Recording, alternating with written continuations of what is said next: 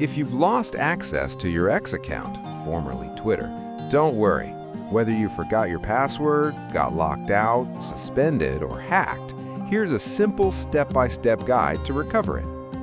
1. If you forgot your password, open the X app or go to x.com in a browser. Enter your username and tap Forgot Password. Enter your email, phone number, or username. Choose where to receive the verification code, email or phone. Enter the code and tap Verify. Create a new strong password. Done, you're back in. 2. If you don't have access to email or phone, your best option is to contact X support through the Help Center form. When asked for a verification code, tap I don't have access to this.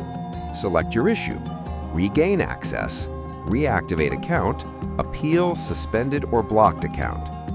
Enter your username, a working email address, phone number if required. Clearly explain your issue in detail. Submit the form and wait for a response. 3. If your account is locked or suspended. If you see a suspension message while logging in, tap Start. Send a verification email to your registered email. Enter the verification code. Complete the security check, like a puzzle. Tap Continue to X. If suspended for rule violations, you may need to submit an appeal and wait for review. If none of these steps work, contacting X support is your only official recovery option. Hope this guide helps you get your account back quickly and safely.